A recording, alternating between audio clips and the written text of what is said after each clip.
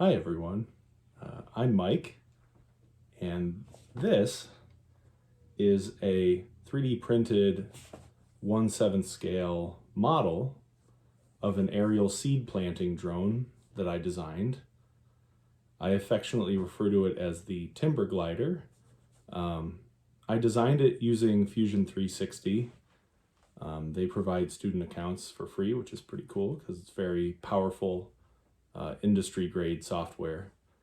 And then I 3D printed it on my Ender 3, which is a hobby grade 3D printer. I printed it in multiple pieces because the build volume, the model is larger than the build volume.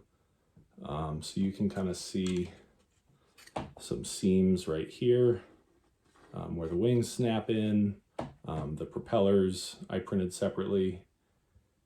The payload box underneath right here, separate, that snaps on. The little camera, mock-up, obviously, it's all just plastic. But so the idea here would be that to make reforestation more efficient, maybe after a forest fire or after logging operations, wherever governments or private companies or whoever is looking to reestablish a forest. Manual planting is hard, it's inefficient. It's done by people with shovels and seeds, and I thought it'd be cool to do a sort of thought experiment on could you design a drone that has pretty long range and good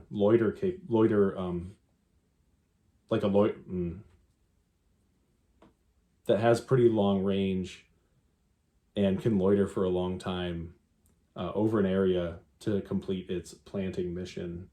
So we've got the drone design, and we've got some seed pods that I'll show you in a little later in the video. Let's take a look at some of its design elements. The full-size drone would have a wingspan of about 2,300 millimeters. That's about 7 feet. You can see the wingtip end fences. These help reduce wingtip vortices and give the wing more lift.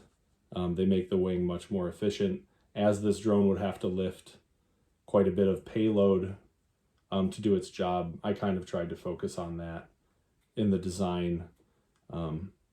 As you are aware, I'm sure many drones are multi-rotor designs, like quad rotors, 6 rotors, 8 rotors, especially like commercial, like a commercial filming drone.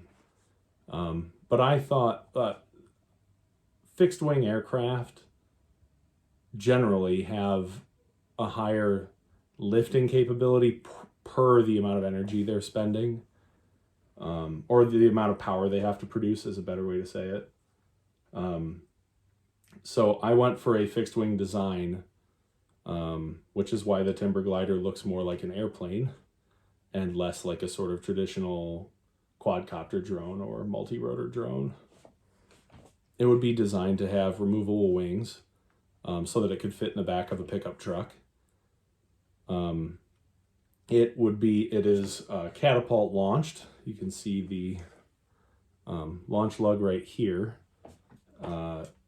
so that it's easier to launch in rough terrain.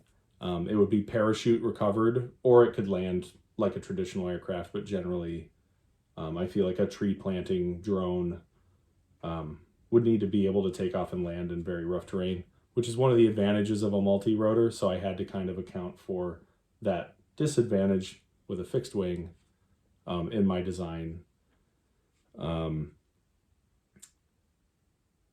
It has 2 powerful electric brushless motors. These motors in reality are enormous, very powerful. They are about 46 volts each. They could be bought off the shelf. I kind of tried to design this drone using off the shelf parts, so you could conceivably build a prototype sort of based off my design. It would need a lot of work, but the propellers, the motors, the camera at the front is based on a very popular commercial grade Zenmuse camera and gimbal. So at the front we have the camera and the gimbal.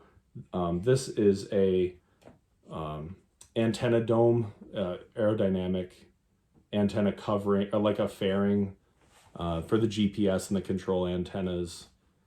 And then under the fuselage, you can see our payload box. That would hold, let me grab this. The payload box would hold about 600 of these 40mm seed pods. This is also 3D printed. This is not a real seed pod, but it's a mock-up, like everything I made for this project. About 600 of these little guys. These would contain tree seeds, nutrients, soil, fertilizer, everything the little seed might need for a little while. Or it could carry 57 of these little, I call them sprout bombs. You can see they're little fin stabilized. This is obviously full size. This is not 1/7 scale like the drone. But I made a little sprout. So that would go in there with some soil, hard packed soil at the bottom. And this would drop from probably 100 feet, a couple hundred feet, and hopefully embed into the soil. And tree roots are pretty good at finding their way through holes. So, and this would be biodegradable plastic. And so hopefully this little sprout would have everything it needed to get established, maybe in the wake of a forest fire or even deforestation, a reforestation effort. I think that drones could make a big difference in that sort of thing. But I don't want the video to drag on too long. That's kind of a quick rundown of what I did for my project. A little bit of drones, a little bit of 3D printing. It was a lot of fun to think about different design options or different design trade-offs that you would make if you were trying to build something like this. So thanks for watching the video, and take care.